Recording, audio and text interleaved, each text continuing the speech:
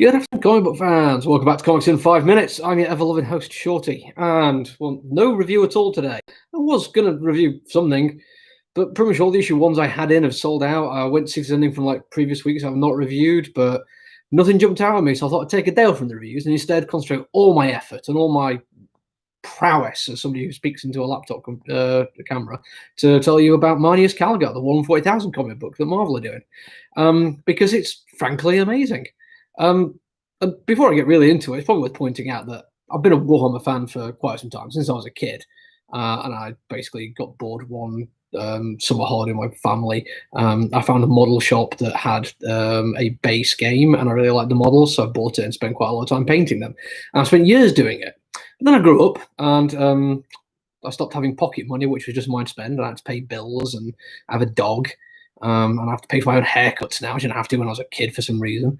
But all that meant spending £15 on a Space Marine suddenly stopped being a really cool idea. And as much as I love the world, I stopped really paying that much attention to it. I still read the Caiaphas Cain books. They were really cool. I was a Dan Abnett fan anyway, so I picked up a few of his bits and pieces. But for the most part, my interest kind of waned. Yeah, there were comic books. Titan put out quite a few of them, but none of them ever really grabbed me. There was no creator on it which had me like, oh wow, this guy is doing a Warhammer comic book. I should really check that out. It was more like, oh look, a Warhammer comic book. Cool. Especially because quite a lot of them focused on Space Marines, and Space Marines were never that interesting. I did orcs more than anything else. Although I did do some Blood Angels when I was a kid. I'm not going to deny my heritage. I quite like the Blood Angels. But this one has Kieran Gillen on the writing duties. And for people who've been paying attention, two of my favourite ongoings at the moment are Once and Future and Die, both written by Kieran Gillen. And what I didn't know when I first started reading his stuff was that he's been a Warhammer fan for ages and has actually already done quite a bit of work within the universe. I think he's done some fiction before, maybe even done some comics before. I can't remember entirely. But clearly, he's a massive geek. He's done an entire ongoing comic book, which is about a role-playing game. So, yeah, he knows what he's talking about when it comes to this kind of thing. And he clearly has a love for the source material.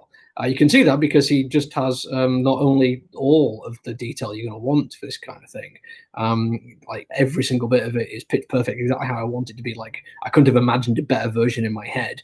He also grasps the nature of it, which not everyone does, which is that it is a horrible universe, and the people in it who are the good guys are terrible, but they are better than the alternative. Which is just unfeeling cosmic horror with its agents on Earth or wherever doing equally terrible things. Of course not Earth. There's hardly anything on Earth left anymore. I know that. I read more than 40,000 stuff. And he also gets the humor of it. There's some genuinely funny bits in there. Sometimes it's just he has thoughts for the day on his data sheets or data slates, and they're just entertaining. But for the most part, they're only really entertaining if you're aware of the 40k universe. And it was that almost made me think, well, maybe this isn't a great comic to recommend people, because if you're not a fan of the universe, then some of this might not land for you. But you know what? If you're not a fan of the universe, it's also a great way to start.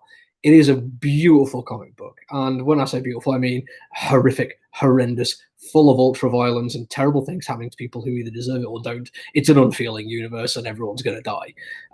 Done by Jason Burroughs, who's one of my current favourite artists. So you've got one of my favourite writers at the moment working with one of my favourite artists, doing something which I've been a fan of since I would think I was 13.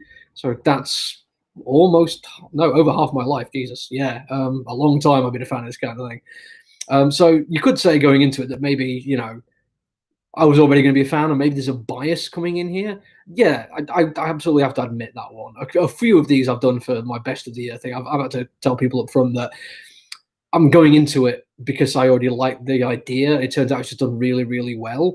But this one, I think it goes a little bit above that. I've been a fan for a long time, and two people I love doing it. I was worried that it was going to be an overhyped situation. I was worried it was going to be like everyone was reacting to Cyberpunk 2077. With the years of people waiting for something like that to go, and when it finally happened, was it ever going to live up to the hype? I was having the same kind of feelings about Marneus Calgar. Now, don't get me wrong, the actual character meant nothing to me. I'm not a fan of the Ultramarines.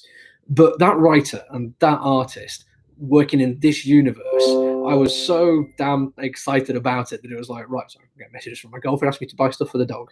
But I was so excited about it, I thought, well, how the hell is it going to live up to it? And then you open it up and you see the detail just in the dropship looking like a model brought to life just on a page. It looks amazing.